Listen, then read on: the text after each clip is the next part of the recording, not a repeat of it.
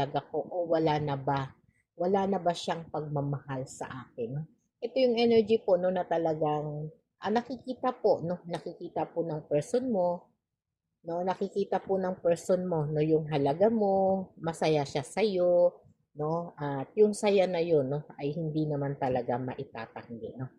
Na dito 'no, sinasabi pa rin parang napupunuan mo kasi 'no yung, mga pagkukulang sa buhay niya, sa paligid niya 'no, dahil nga nandiyan ka lagi 'no. Parang 'pag nasa tabi ka niya 'no, hindi siya namomroblema 'no, kahit sa kakainin niya 'no, sa magiging, at ano niya 'no, tawag dun, susuotin niya 'no. Sabi nga 'no, ito yung energy na malinaw po sa kanya 'no, yung katotohanan 'no, talagang masaya siya sa'yo at siyempre andun po yung energy 'no na talagang kayo 'no, para sa isa't isa. Tanggap niya yun ha, at wala siyang itatago 'no, lahat nga alam mo na sa buhay niya, na parang lahat ng sekreto 'no, sinabi niya na sa'yo, ultimong nunal niya alam mo na, eh, 'no. Tama po ba yun?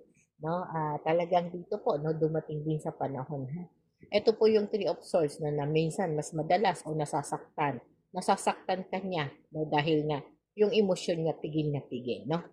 Gusto niyang aminin 'no, kaya so hindi niya magawa po 'no, na umamin kaya talagang ikaw po ay lihim na nasasaktan 'no. Nasasaktan ang puso mo 'no, at siyempre ramdam mo po yung sakit 'no, at yung sitwasyon na talagang yung dahilan kung bakit, eh, alam mo rin naman 'no.